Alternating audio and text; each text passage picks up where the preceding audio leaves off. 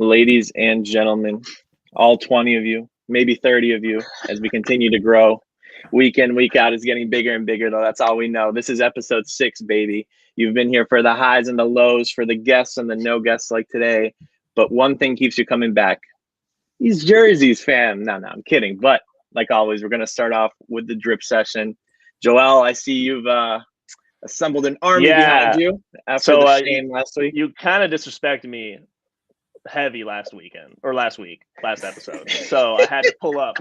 I'm back home, my childhood home, where I have all my jerseys across the years. I even have a box with like other ones that don't fit me up to my belly button. But honestly, I can pull those out because we're on the screen and you don't really see below.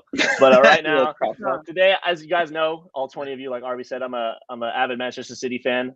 Shout out Vincent Kompany. But one of my first ever favorite players ever was a man who played for Liverpool, actually, back. And his name is Fernando Torres. Woo! His name is Fernando Torres, for anybody who couldn't see that, who's listening to this on a podcast. Anyway, literally, when I was playing striker when I was young, I loved him. He was like my freaking idol. Before that, and then when he moved to Chelsea, I literally wanted to murder him. I was the most angry kid in the world. But anyway, that's my story. What do you guys rating it? You got even the patches here? That's a 10. That's clean. It's got the patches. It's got Torres, who at Liverpool, he was an absolute monster. Yeah. Nice little home. The classic red. You can't beat that. That's a 10. Liverpool Adidas was a great partnership. 7.5, bro. 7.5. Torres is an absolute bum for Chelsea. I have bias towards him. He won you a Champions League. What? He won you a Champions League. Hey, we were up on away goals. My boy Ramirez already had secured the win. He just iced it. It's funny why people I loved him, but it's funny why people revere that. Like, they love that goal so much. They think it's like the most crazy goal he's ever. Like, they're already going through that. Iconic for what? That goal did nothing. Because it's the only thing he's ever done for Chelsea fans. Chelsea fans need something to hold on to. No, you know what he did? He missed an open goal against Man United in a 3-3. All right. I remember that. All right. Okay, let's bring it back home. Faraz, what you got on, baby? Tell the people.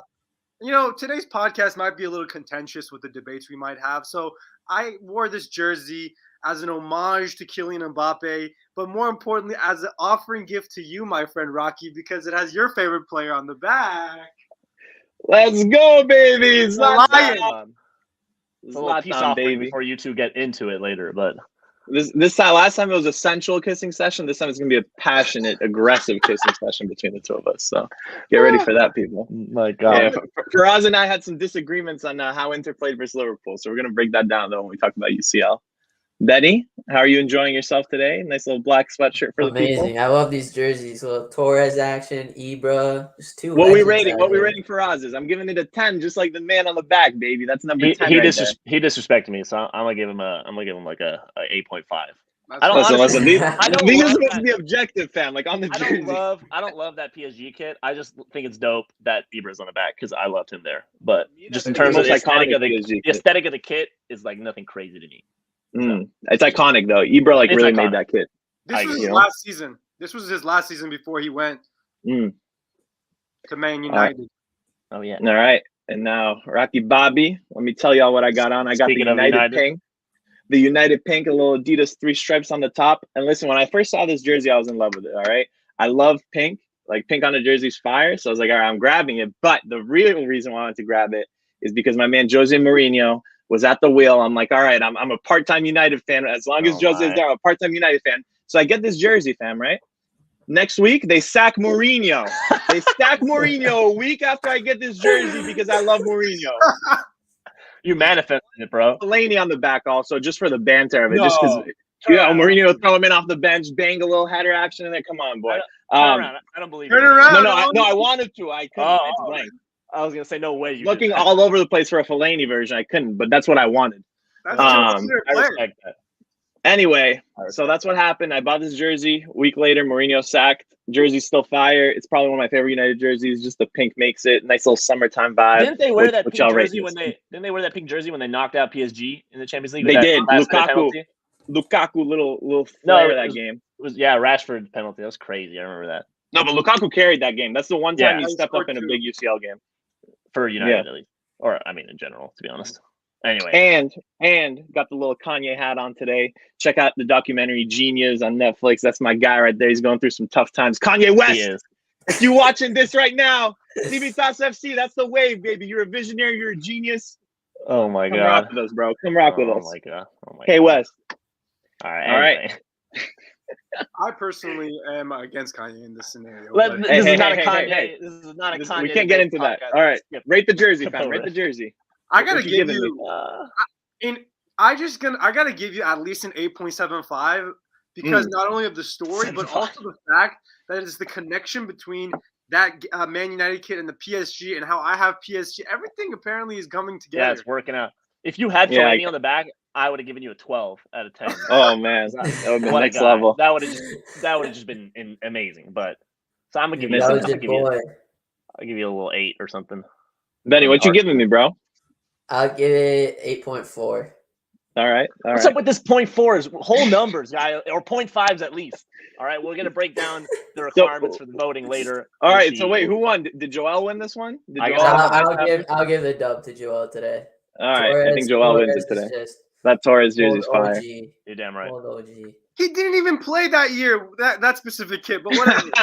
Of course he did. No, they released that kid, and then he went to Chelsea. Like yeah, like literally. The iconic one is Carlsberg. Anyway, we gotta move on. Y'all ready to move on? So, ladies and gentlemen, I'm gonna be real with y'all. I forgot what the next segment is. Where do we go from here? We're just talking about Civitas, bro. Yeah, we're just Civitas updates. Ben, RB, no worries, at work. He's rushing back. RB, Ben, pass it on to you. What's going on? Sure. So this next part, let's just talk a little bit about Civitas updates.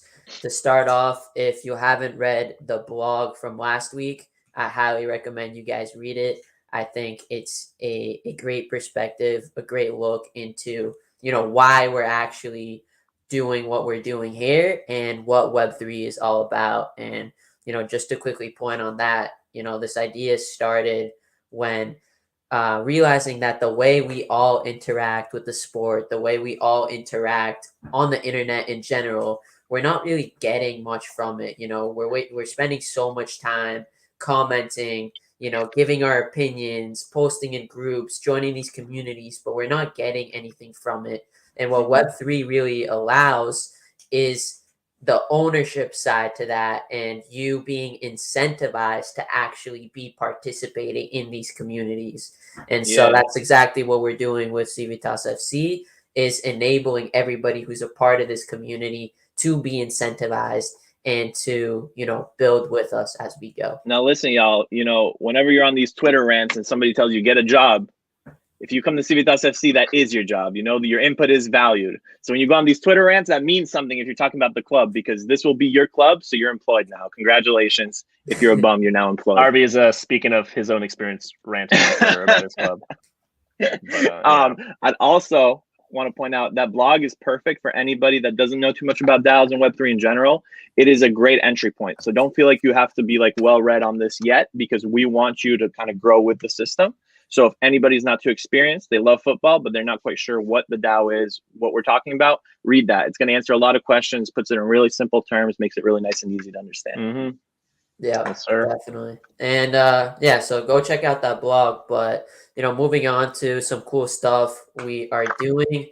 Everybody should please go check out our FIFA channel in the Discord. We want to better understand what if you're playing on PlayStation, if you're playing on Xbox, so we can get this tournament going. And winners will, of course, be getting not only future tokens, but also actual cash. So definitely go onto the Discord channel, say what console you are on, and we want to get that FIFA tournament going within the next few weeks for sure. And then put that talk to the test, everybody, ladies and gentlemen. Yeah, exactly. Prove your skills. Yes, Show sir. it. I can't wait to destroy RV. So yeah, I'm gonna clap this kid, fam. Looking forward to that. But anyways, besides the FIFA tournament, what else do we have? We have the betting channel as well, where the prediction channel, where Champions League is going on. We're going to be discussing those games in a bit, but yeah, we want to incentivize participation on the Discord. So put your predictions. If you guess, the right predictions, you guess the games that are happening now, then you'll also be incentivized with future tokens. So definitely go check that out as well.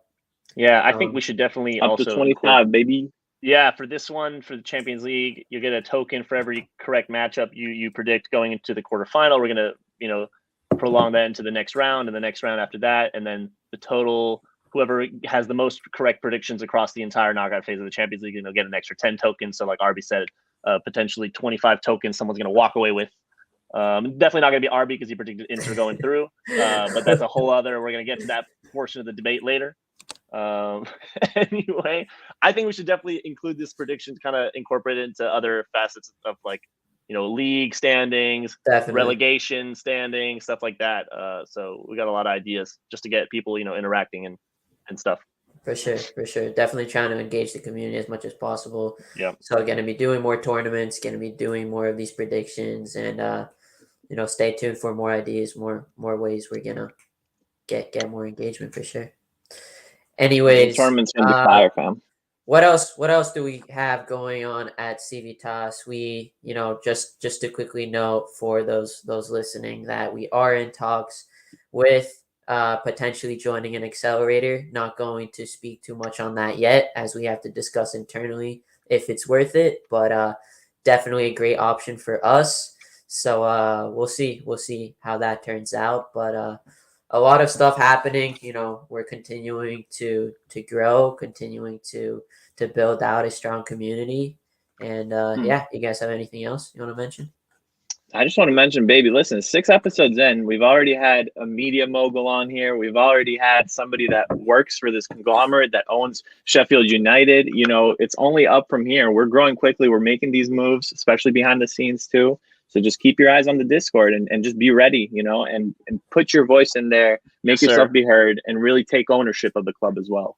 Definitely. It's an exponential curve. So get on it before we really start rising. Easiest thing you can do is just literally interact, like send messages, interact with people, introduce yourself, talk footy. And then, as we start getting more and more defined roles and need, help along the way, which we're 100% going to need, then you'll be ready to kind of jump on those opportunities and really, show your skills, etc. Show your passion for the project, just like we are doing. So yeah, stay tuned. If you have any questions too, definitely post anything in the Discord. Any of us will be happy to give us an answer for what you're looking for. Yeah. Post in the Discord, DM us, whatever you guys want. Hell yeah. All right. From there, let's get into the crypto chat, baby. Pras, what you got cooking? What you got for us, baby? What you got? Crypto talk.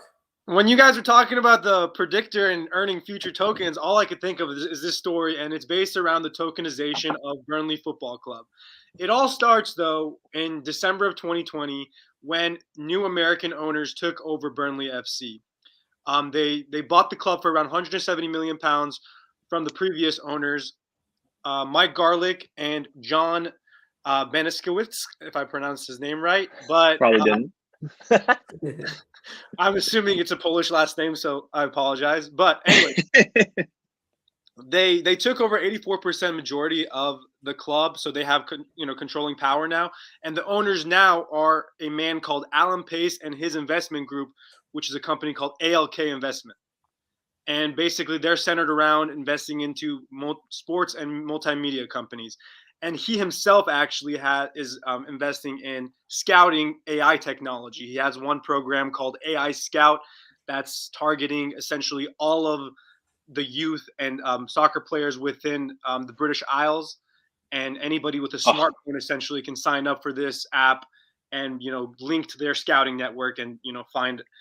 Wow. Very cool. Hold on. Can I ask you a question about that? Go ahead, How does everybody – so wait. So when you say AI scouting, does that mean that the AI is like – looking at the statistics of it? Is it like purely on statistics, or are people still behind it? I think any user can basically sign up for their application, and through that, like, put in their information, and then they will have like access to a bunch of different networks where they can have, either go to competitions and get scouted or, be involved in different tournaments and become scouted. But that's what it's basically a program for. And it's not just only for the youth. I think it goes up to even the professional levels because now they actually have a football club.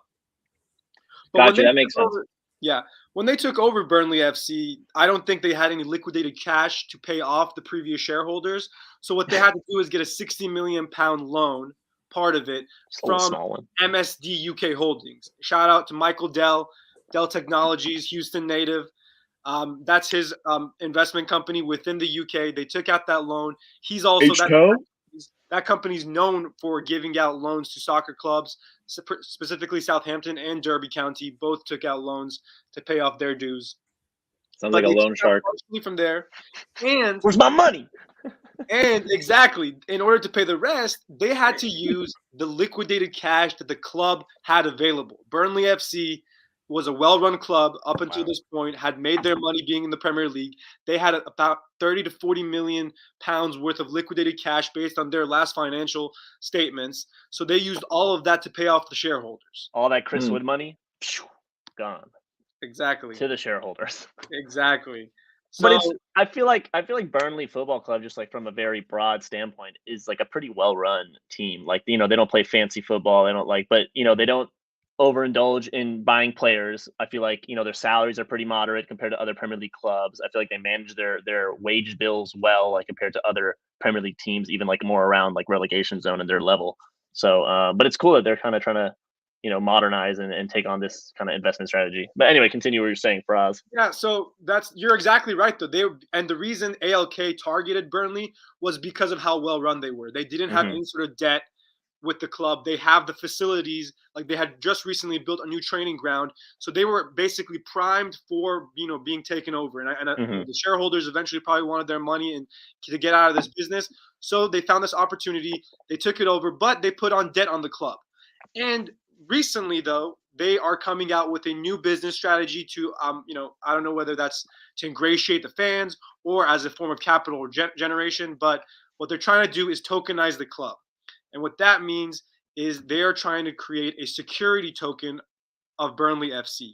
What security tokens are basically digital assets that can be traded through the application of blockchain technologies. You can essentially, security tokens in business in general can be anything to a specific part of the business where you can target and invest in. It's made for retail investors to be part of communities and to invest their own money and be part of a business. And in this case, a football club. Mm-hmm. It's interesting, kind of the approach and it's kind of, goes back to what we want to do with Civitas FC is just kind of give ownership back to the lay person and, give it to a broader audience that's really, invested in the whole club and their values, etc. It really, with these tokens and, tokenizing these assets, it really, allows a lot of people to invest little amounts of money that, will accumulate into a large sum. And so, just opening the door to retail investors like us, for example, to be able to participate in such a large asset at heart. But it's cool what you say about, really specifying on specific, revenue channels of a large asset like this. I mean, can you explain a little more, like exactly? Yeah. So, there are specific companies that provide these security tokens. And what ALK Capital is doing is they're having a partnership. They signed a letter of intent with a company called INX. This company in 2017, they launched and they basically create a marketplace where different digital securities and cryptocurrencies can be traded. And they also provide these security tokens. But these security tokens in business in general can target different fractionalized assets, different products that are attached to the revenue stream or assets that were never traded before. As a form of investment. Not only do they, incentivize more community build, but also they act as an investment for a regular investor. So you get dividends based upon how your investment is performing. In this case, how well the club is performing. If you're a Burnley FC token security token holder, if the club does well and they get more revenue by moving up the table and finishing better or doing well in the FA Cup or providing different marketing deals and getting new sponsors, you will get higher dividends. If you get relegated, though, and you fall into some sort of financial mishap, I think your dividends will come down. So it's a risk based on how well your club performs. But with the application of this, you are more involved as a token holder to, have some sort of financial say on what goes on. Now, is this just equity, or do they have any decision-making power depending on what part of the business they invest in? I believe they have decision-making power. They haven't been clear as to what specifically Burnley FC security holders, token holders will be able to do. But I think they have some sort of financial say, because ultimately, I believe, in my opinion, they're doing this to raise capital to pay off some of their debt. Because they have £90 million worth of debt that they mortgaged their future to buy the club initially. And, connecting to that, Manchester United did that in 2013. They're just big. They have so much more money than these guys that they paid it off through bank loans, whereas these guys are finding new different revenue streams in order to pay off that debt. That's my opinion. And maybe do what you gotta do. Ingratiate the fans, but who knows? Yeah, I think the biggest thing with this, for what ALK is trying to do, is specifically kind of for the financial part. So it's just an experiment if they can, start getting more fans involved more and more. But I feel like, their drive with this is the financial aspect. And it's cool to see that now a professional team is trying to implement these security tokens, because if it does work, if it's successful, then we're definitely going to see more and more teams start implementing this. So good for Burnley. Just paving the way for Civitas FC to come in, take over. We're going to do it better, baby. Oh, yeah. My only hesitation, though, is I think if you're a company, or in this case, if you're Burnley, you need to have some sort of recognition of your surroundings and where your club is located. And from my opinion, Burnley is in a more rural area. It's a smaller city within England, not a major big city. Hardworking community. That's where most of the fans are from. You need to educate your fans if you want this to work. If you're a big, metropolitan London, let's say Chelsea, Tottenham, Arsenal, you're going to have a group of supporters that are already in this space and they know what to do. So they'll hop on that. Yeah. What do you mean? Are you telling me the farmers of Burnley don't trade? No. I'm not saying that. I'm not saying the farmers of Burnley. We love Burnley FC. Woot Weghorst is my guy. But I'm just saying. I don't know, bro. It sounds like you're calling them farmers. All our Burnley fans about to be like, "That's outrage, bro." Oi, Blimey! They're coming for us. All right, now they're gonna come for Harvey. Fuck, Burnley's gonna cancel me, fam. No, but it's cool. I don't even think this is, it's not just, limiting just to Burnley fans or Burnley, area, people that live in the Burnley area to kind of investing in this. It sounds like it can really, extend to international borders. A lot of people, like even us four, could invest in Burnley. Then like us four are familiar with the technologies and like what you need to kind of do. And like if this became readily available, like I would for sure do it. Even like if I believe Burnley Football Club will be sustainable in the future, and so I'd have to do that little analysis in my head. But just the fact that I would have some skin in the game already with with a major Premier League team would be really cool. And if they stave off relegation, then maybe they could see a Civitas investment. Do you guys think they pulled the trigger on this project though if they get relegated? No. Might be actually, hold on. Actually, it might be better if they get relegated and then they pull the trigger on it. Yeah. Like wait till you get relegated, because if you're in the Premier League, then you get relegated and you've already put this in place, it's gonna look bad and it's gonna cost people money. However, if you're gonna go up, it's a different story. Not only that, but you can just, if you're in the lower league, you can experiment more. It's just for them at that point. It's like, why not implement it? No, that's fair. And also, another thing that comes into play is all the parachute payments and the financial incentive that you have when you get relegated. Because the Premier League right now, it makes it so easy for the teams that got relegated to come back up with all these parachute payments. But what about? You think they would still, go through this deal if they stay in the Premier League? It's like. Yeah, I think ALK is basically trying to grow the football club. Like they realize how undervalued maybe the asset of Burnley FC was. They hopped on that deal. They saw everything and its potential, and they're just trying to grow it. Because if you look at that area, Manchester's pretty close, but there's a small area within the map that they can dominate all the little smaller towns around Burnley and have those supporters. Instead of those people supporting Man United or Liverpool, they'll support Burnley FC now, and maybe this is can do that. Well, will they, fam? If the club opens up and gives them a lot more skin in the game in that sense, and a lot more like collaboration, like that opportunity, then why wouldn't they? Unless they're it's an interesting experiment. Diehard Man United or whatever, born and bred, but especially for like new fans, which are always new fans of the game, I feel like it's a good avenue. to kind of gain that.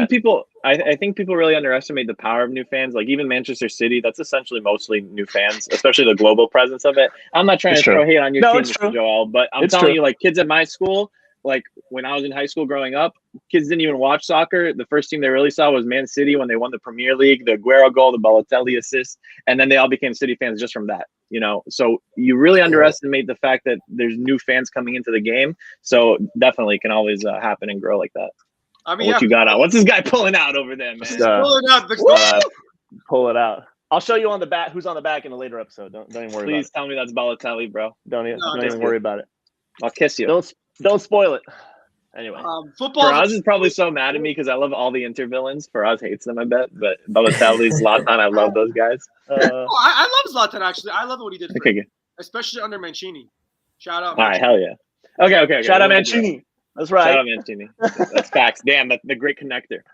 All right, last thoughts on this, or are you guys ready to talk some ball, bro? I've been dying to talk some ball today. Anyway, ball stuff. Just to sum it up, it's just cool. Like I said, I say this at the end of every crypto talk story we have, but it's just cool to see the sports world integrating more and more with this technology, and the revolution is fucking spiraling, bro. Let's get it. Oh yeah, get it, baby. Let's get it. This is just the beginning. Yes, sir. A little Travis Scott ad-lib for the Houston guys. It's lit. And honestly, just my final thought on this is what we're trying to do is going to even provide more, community build and more incentive on decision-making abilities than what these people are trying to do. I really believe this is basically a form of a revenue generation rather than ingratiating your fans to make decisions. Because why would they want to do that? You're the chairman of Burnley FC. You have the full power now. Exactly. They already have a system in place, and they're just trying to take a piece of it and include those security tokens. What we're doing is from the start actually integrating the whole system around this decentralized process. Yeah, exactly. That's the whole benefit of a DAO, right? And the structure it brings you. But yeah, very cool story. Very cool. Now let's get that ball stuff ready? in. Are we ready?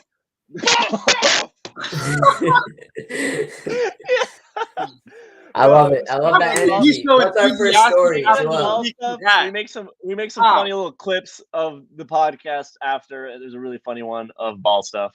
Anyway, just check out our TikTok page. We're on every social media presence. That's the segment name. Plug. No cap.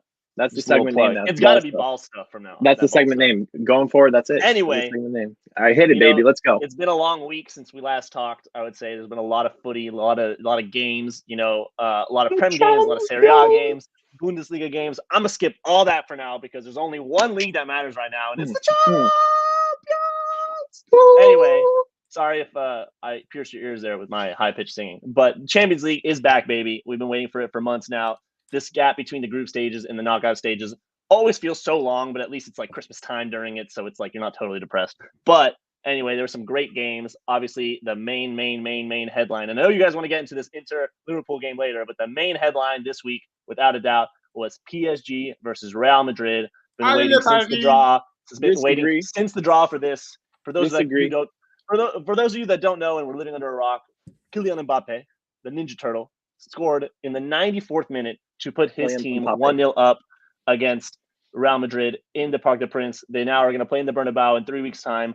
Just a little note for those that don't know, there's no away goals rule anymore. So it changes the dynamic completely of this entire tie, of every tie going forward. It's going to be a really interesting season.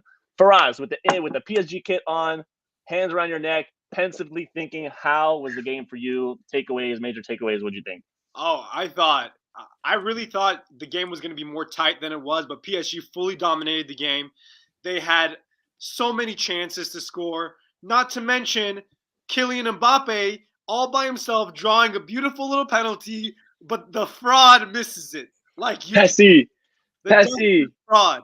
For those of you that don't know, just a bad game. Don't call the GOAT a fraud, please. Lionel Messi missed yet another penalty in this game, a really chance to kind of staple his dominance on Real Madrid, the Bernabeu team. He is now tied for joint most penalty misses in Champions League history. Yeah. How is it so easy for this man to nail a free kick from 40 yards out perfectly in the top left corner? But this dusted man can't even. I retract that statement. I love him so much. But how can he not even score a penalty?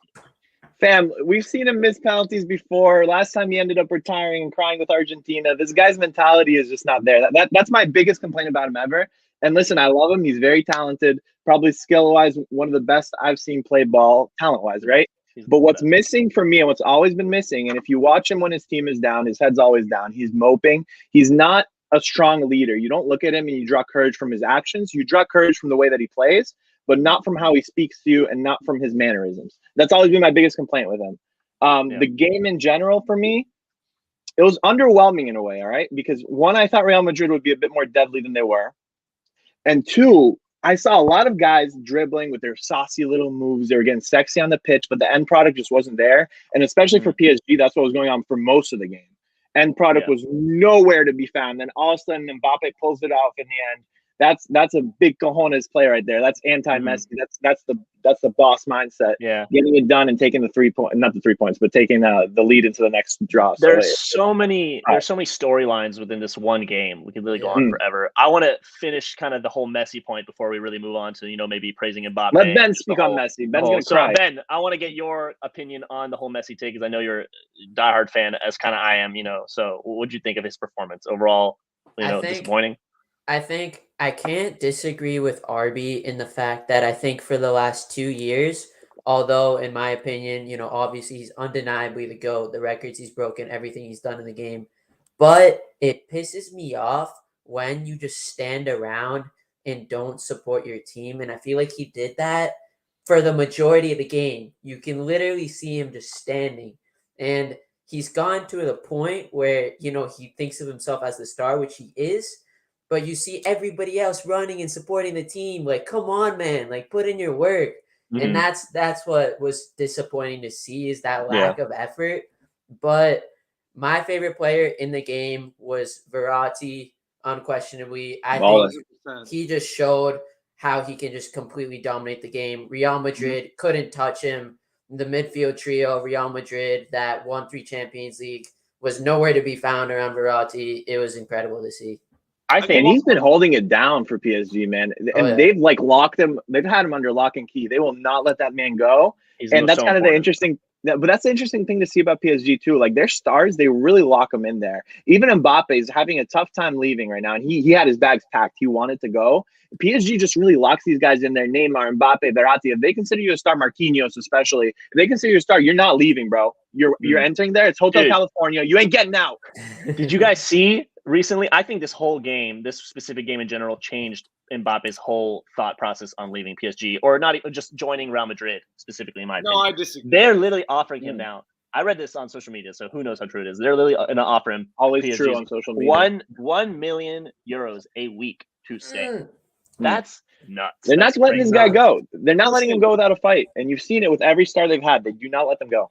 Listen, at the end of the day, I think we can all agree, PSG, shout out, you're awesome. You've grown so much in the past 15 years, but Real Madrid's the largest club in the world.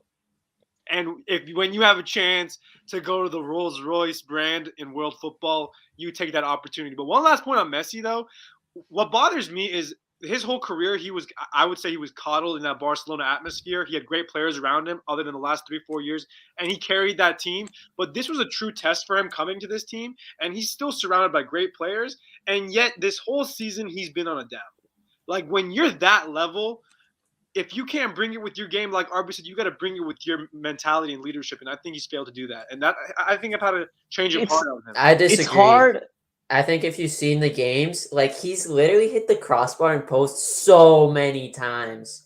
I don't like that argument. Those are goals. What do you mean? I mean, it's inches away from him having a good season. That's he hasn't evolved. It's Uber Eats League One, all right? It's Uber Eats League One. This guy's 3 goals. That was the biggest argument against him. The biggest argument against Messi was always, can he get it done in another league? And people thought that other league was going to be Premier League. It ended up being Uber Eats League One, which is objectively supposed to be easier than La Liga, and he's struggling. So I don't know what's going on with this guy. Just a little note, hitting the crossbar is still technically a shot off target. Just want to say that. But I don't like that argument in general.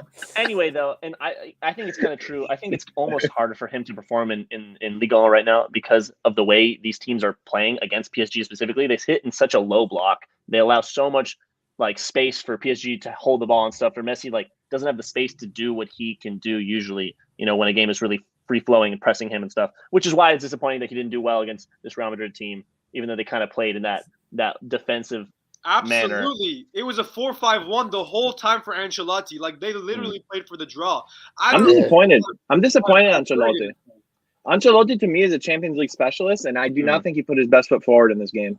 I think he did you guys see played with Perez was like, oh, I want to. There was a rumor Perez after the game was so ashamed he wants to hire Pochettino and sack Ancelotti.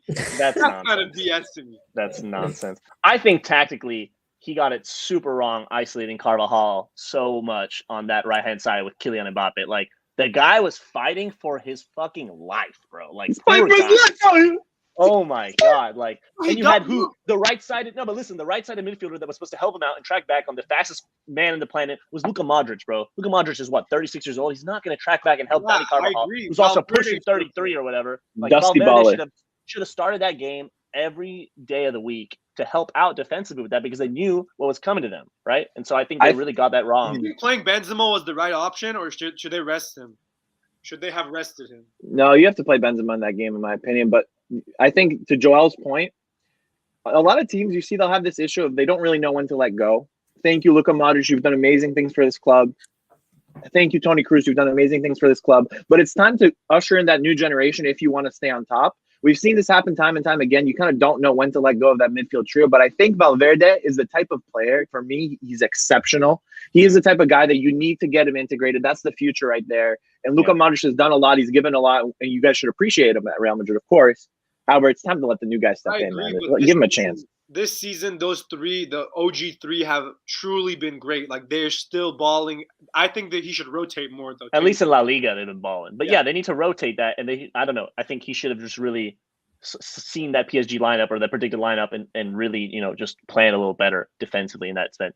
Because they wanted to play so defensively that game anyway. They were trying to go back. Is Kylian the greatest player in the world right now? No. That's the question. Personally, I prefer Haaland. I think he's he can do everything Kylian does.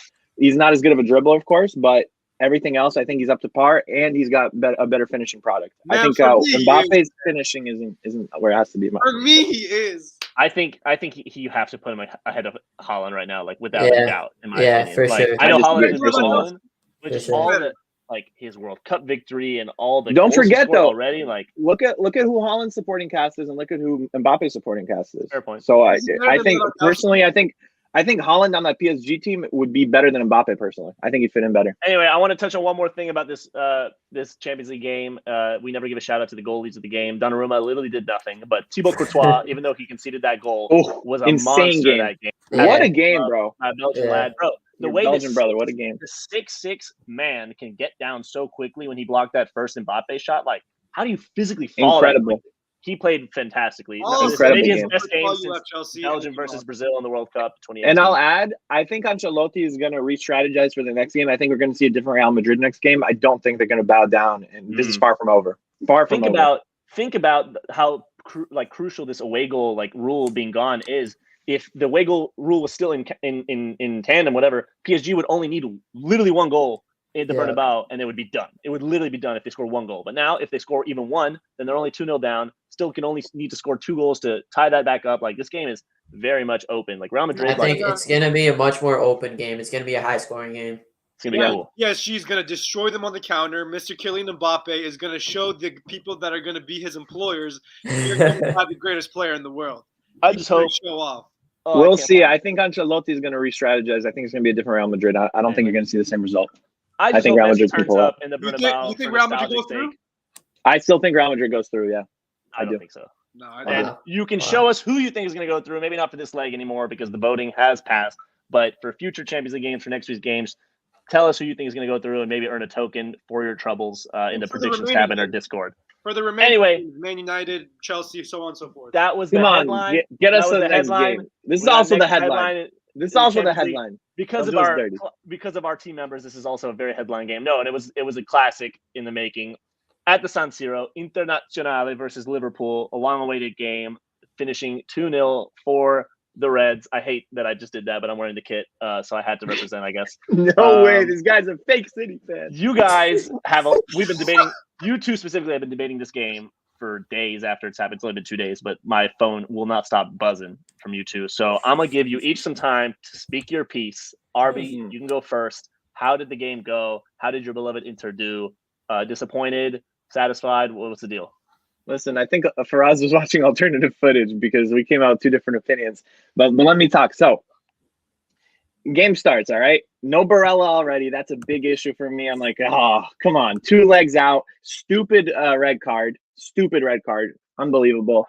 But, I still have this belief in me because I know that Inzaghi is such a great manager that he's going to take the game to Liverpool. He's not going to sit back.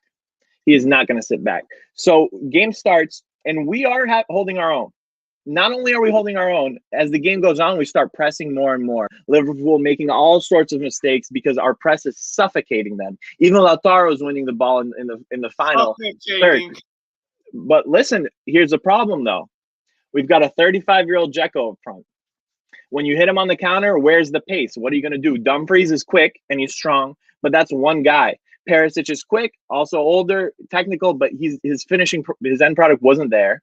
Lautaro is just on one these days. Nowhere to be found finishing-wise. Could have scored at least 2 to 3 goals. Atrocious. Couldn't make contact with the ball, and a clear header would have been through easily. And then Inter's just missing chance after chance. The build-up is perfect every single time. The press is dominant, absolutely dominant. We are suffocating Liverpool. People are saying Liverpool isn't looking good. Liverpool isn't looking good, not because they weren't playing well. It's because Inzaghi was outclassing Klopp in every single segment of the game. The Gegenpress turned into the Gluck 3000 press because Inzaghi was putting the work on this man. Jurgen Klopp was giving the sloppy toppy on the sideline. He probably asked Inzaghi for his autograph after. He said, "Oh, Mr. Inzaghi, how do you press so good, Daddy?" And anyway, Inzaghi was having none of it. He said, "Jurgen Klopp, you're done." All right. However, out of nowhere, a corner kick. All right. Of all people, freaking Bobby Firmino gets an accidental bounce off his head and the ball goes backwards. Handanovic, the dusted clown, can't put his fingers on the ball back of the net. And if you see that, Firmino wasn't even trying to put the ball where he put it. That ball literally bounced off the top of his head and it went in. The luck is unreal. The football gods weren't with us. And then Mohamed Salah doing what Mohamed Salah does best, and he ices the game. That was an unfair result. An unfair result. A great recap of the whole game from an interest perspective. If you did not watch it at all, thank you for that, RB. Faraz, your rebuttal. My rebuttal is the Inter fans have had really low expectations of us coming into this game if they thought that was a good performance. I really thought that if we played our best, and they think we did, we would cause problems. And all of these chances you're talking about are non-existent other than one shot by Hakan Çalhanoğlu on the corner of the box. Excellent pronunciation. Thank you. Other than that, what did we do? And you're right, the forwards were absolutely dog shit. The midfield, I'll give you credit. They were the only people causing problems, and they did overpower the midfield trio of Liverpool at some points of the game, but they didn't have a good game. The defenders were flying around like a bunch of little birds, making last-ditch efforts to block different shots from different players. Mane shot, Salah shot, Firmino shot, Matip had a shot off a corner kick. Listen, Liverpool were at, if we're going on a car ratio, 5 gears, they were at gear 3. They did not. Why do you keep saying they were at gear 3? I need you to elaborate on this. Were they at gear 3, or was Inter playing so good and not giving them chances that they thought that you think they're my opinion as a Premier League watcher and as a watcher of all the leagues. But what made them gear 3 for you? Because their starting lineup was pretty much intact. They had Elliott come in, and that's it. It's about how you play. Liverpool did not play their best. They weren't at a fast pace enough to beat Inter. And do you know why they weren't at a fast pace? Because they were getting the living dog shit pressed out of them. Inter was winning the ball in their third at times. What did we do other than 2 little switches from fullback to fullback? Dumfries was good. Other than that, it was nothing. Let's keep it civilized. I really think we should have taken advantage. No, it's civilized. It's all love. It's civilized. It's all love. But I need to know. One sec. This is a good conversation. This is a good conversation because I think Faraz's expectations were at a different place, clearly, and I think he wants to hold himself as if he had these giant high expectations. But in my opinion, I think we overperformed from the style of play and from the tactics. I think we overperformed expectations. The only thing we were missing was end product that day. There were 9 shots, all of them dog shit, but there were 9 shots, right? If you had a serious striker up there, we would have won that game. We would have quite simply won that game. That's what football is at the end of the day. You know, if Firmino's shot went in, it is what it is, right? that's what the game is. But I think tactically, I liked what I saw from Inter. And this is Inter that's not full throttle. You had Vidal starting, who was a fossil and balling on Liverpool's head, by the way. Literally balling on these guys. And then you had Hakan Çalhanoğlu, who, in my opinion, isn't usually a player that I count on a big game like this. And he still did a good job. So you saw these guys step up. I think it was a harsh result for Inter. I think even if you said, 1-0, I'd be like, okay, whatever. But I think that we deserve to win this game, in my opinion. If I can give a kind of third-party view on this, because you guys are, obviously both Inter fans, but you have very differing opinions on how your teams performed, and it just shows your passion and love for the game. I think that when I'm agreeing with RB in a certain sense, I agree that Inter, at least for the majority of the beginning of the game, that they dominated Liverpool pressing-wise. Liverpool were not playing to their best for sure. That's also partly because they just weren't playing great, and that's partly because Inter were pressing the living crap out of them, like we were discussing. They had a lot of defensive. They were relying on a lot on their defensive capabilities. Van Dijk had a hell of a game. Konate was putting in tackle after tackle. Trent cannot defend. He's the best right back in the world. Yeah, but he can't defend. It's actually incredible. Robertson did well. Hakimi's better. Hakimi's a better right back. I wouldn't go there. But anyway, then you had, Inter couldn't put that ball in the back of net, like you're saying, and a team with Liverpool's status and stature, they could just switch on at any second, capitalize on that moment, and that led to the second Salah goal. And now I think there's literally no way back for Inter, because to ask that team to go and score 2 goals without rebuttal at Anfield is impossible. We're walking into Anfield, fam. As God is my witness. The unthinkable. 2 on Liverpool's head top, fam. It's far from over. I think the boys are going to feel energized after this. You can obviously see that RB had voted for Inter to pass against Liverpool in the predictions channel in the Discord. Just plugging it again. Make sure that you go and vote for your predictions. He was the one that thought we were going to go through and says, yeah, I'm happy with this performance. I was the one that was scared. Anyway, because it was a good performance, man. Like, I don't know what to tell you. I know Dzeko's shit. Like, what am I supposed to do? He's 35, I also bro. want to point out, I'm not going to cry about it. Speaking of Hakimi and then Dumfries, I think Dumfries was a great buy for you guys. I thought he played really well for Impeccable. you guys. A very like-for-like substitute on that. So why didn't Gosens play? Is he not in the squad yet? He's injured. He's been injured for a long time. He would have helped. He would have been immaculate. Would have been even better. Even though I think Perisic played kind of well, but I mean, Perisic is great. Perisic has been having an incredible season. He's been playing really well. Yeah, I agree with you. I still don't think we should give him a contract renewal. He's an age. Is too. We are. I think that we are. I think we're almost closing with both of them, and I'm fine with him staying. He might be aged. I think depending on the money you pay, it's fine. You need that sort of veteran status. Anyway, Ben, you have any words in this game? Did you watch, Benny? Did you watch? I did. I watched that whole game. Let us know. But I don't want to be too controversial here. Say it. No, I honestly summarize your points. Yeah, I thought I was kind of surprised with Inter's performance, but I do think that Liverpool just didn't play as well as they usually do. Like, they usually dominate those games.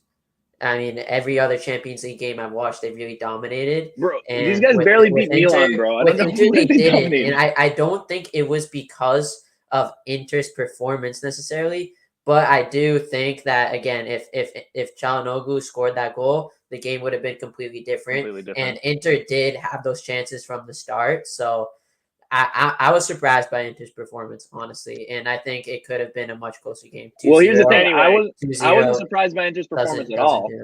I wasn't surprised at all. I knew that this is what was going to happen. That's why I predicted Inter to go through.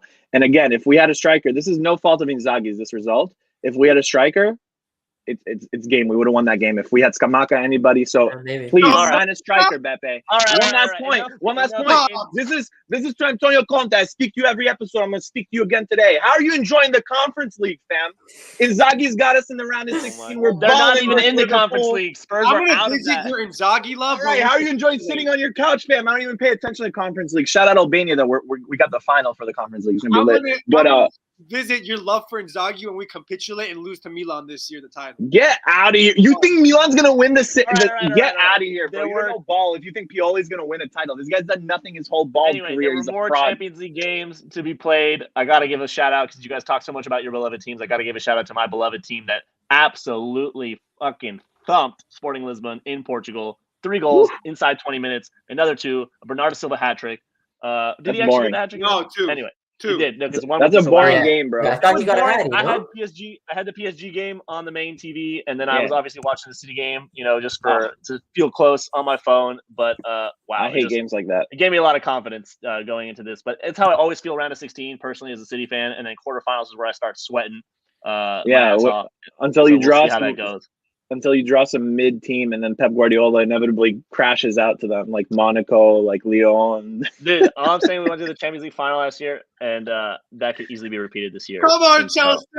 Anyway, other games in this round of the Champions League that we've seen so far was Bayern Munich failing to beat Salzburg, even though it was in Austria at home for Salzburg, but a great finish. Come on, baby. From the That's man crazy. assisted by Aronson. Adamu, his name. Shout out to the US there. Can we talk about this Bayern Munich formation real quickly? I saw that. That was disrespectful. That formation was disrespectful. He tried to play like this in the Bundesliga. They got thumped by Brochum, or however you say it, 4-2. Brochum 4-2, which we'll maybe touch on later if we have some time. But I don't know. I think he's really trying. He's got 3 wingers that he needs to make a decision and just pick 2 of them to play. Lewandowski was completely shut out in that game because he had no service. He played terrible, barely had the ball at his feet. They scrapped by with a Coleman goal last second, who was the only shining light in that game. I kind of felt sorry for Salzburg. They were defending really well and didn't get away with it in the end. And you have to think it's done and dusted for them because there's no way they're going to walk into the Allianz Arena and get a positive result. Yeah, I mean, but I think that they can leave with their heads held high. Yeah, very much. They got a result that people didn't think they'd get. I think Bayern Munich should be embarrassed of themselves. Mm-hmm. You know that there's this iconic moment where Balotelli's facing an MLS team and he tries to score this crazy goal where he does like this trick and then Mancini stubs him out right then because that's the. But anyway, so what I'm saying by that is this was the coaching version of that. You thought that you could just walk in there, you could only throw 3 defenders in there, and you could just mash up wingers, whatever sort of attack and you thought you just dominate that game, you bully the smaller team, and that's not what ended up happening. You disrespected them, and you got your ass handed to you. That's a 1-1 draw. And of course, Bayern's probably still going to go through, but it goes to show you should really respect your opponent. Just because it's a smaller team doesn't mean you can start throwing circuses in there and you can get away with it. Also had a lot of chances. They could have easily scored 2-3, especially with Neuer being out. Didn't have that defensive solidity specifically. So my 3 takes on this game is, number 1, Neuer chose the worst time to get his surgery. Yeah. I think when he plays, the whole game is different. He truly is a revolutionary player. Schweinsteiger said a couple years ago, who's the best player you played with? He said Neuer. When will he be back? I think 6 weeks is his injury time. It's just one small surgery. I think when they don't play with Goretzka, he's also injured at the time. It's a huge loss for them. He really is their box-to-box midfielder. And third is a couple years ago, not a couple years, 5-6 years ago, Bayern Munich, I think, lost or drew with Benfica in the Champions League. And then this return leg, they thumped them 7-0. I really think they're going to do the same thing at the Allianz. It wouldn't surprise me at all, and it would be kind of sad for Salzburg to go through that. But like I said, like Arby said, I feel like they can leave, at least for now, with their heads held high. When you play with the wounded giraffe, Nicolas Sula, you're obviously going to concede goals. The guy is Dortmund's newest player.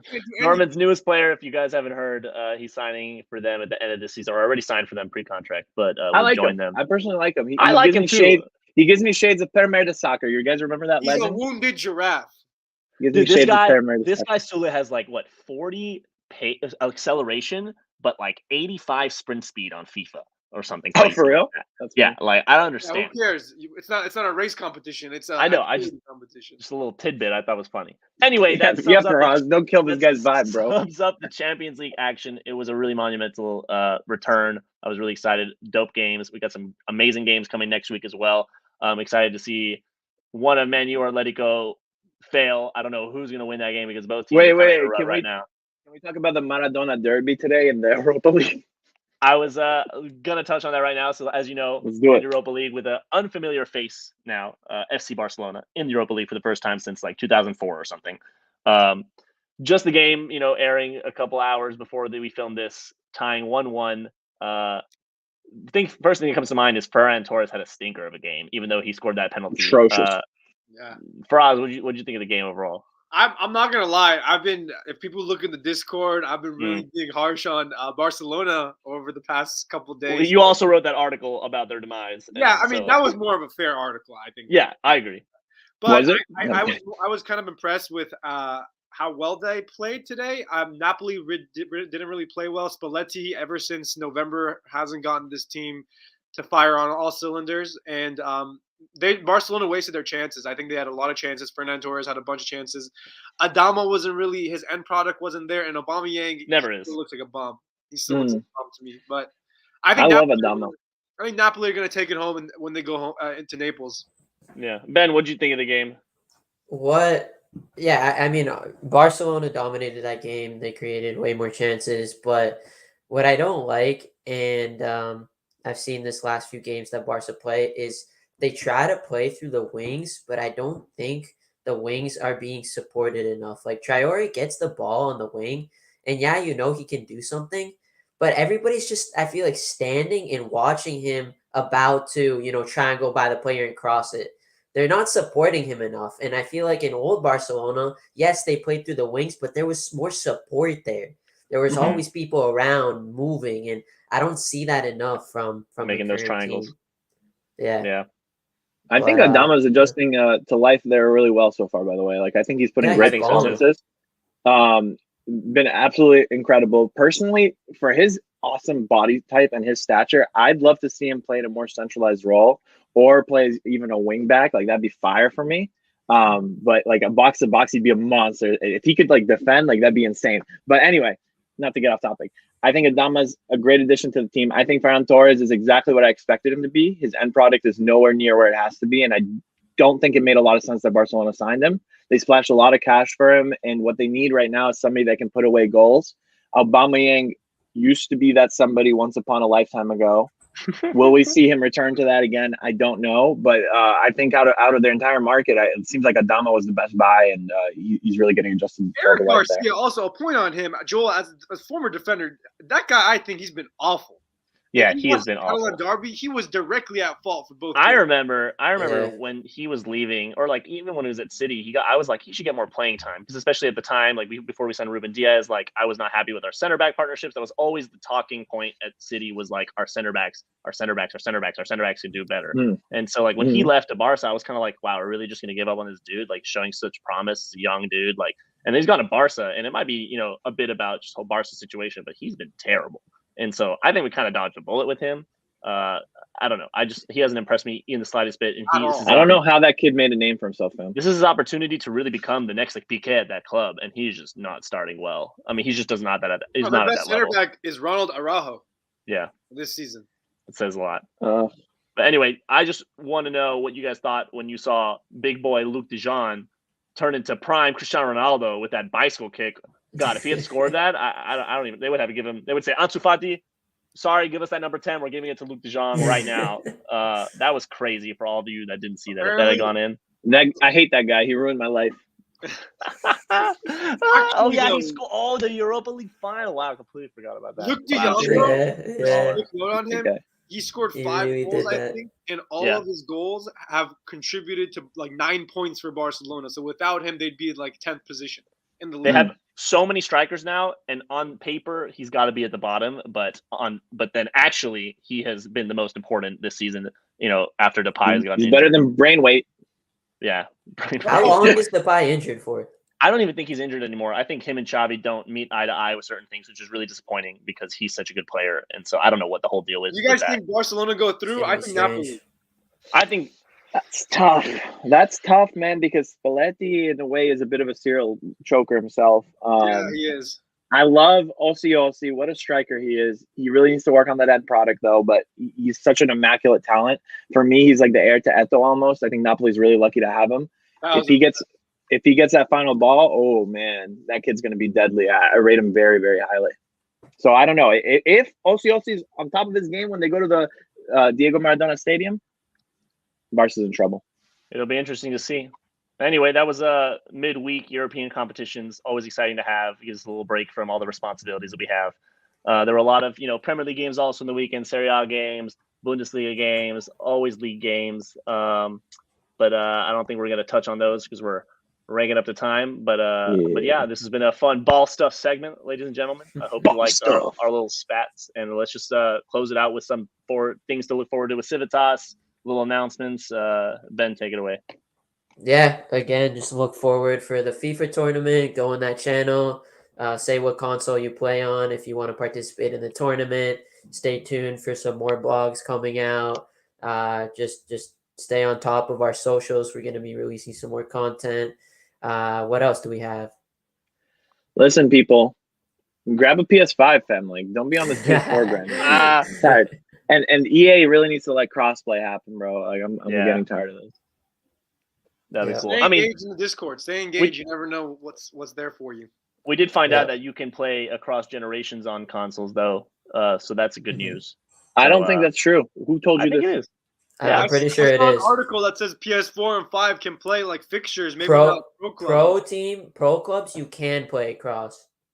You then can why or would cannot. You can. So I'm Pro pretty clubs. sure. Yes, I know that for a fact.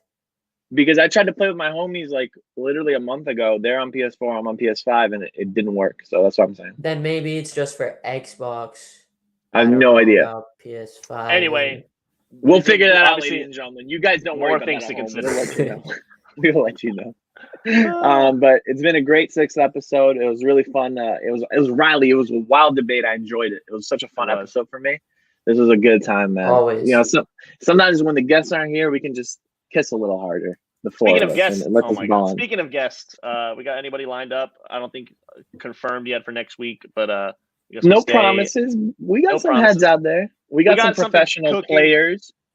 We got something cooking all the time.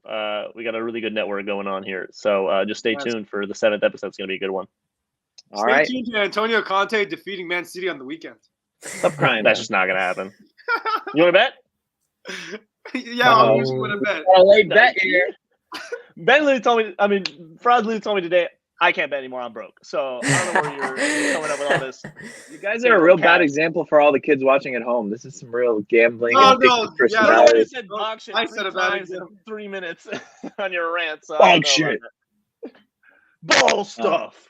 Ball stuff. All right, we're signing off, ladies and gentlemen. Great episode 6. We'll see you on number 7. Peace. Peace.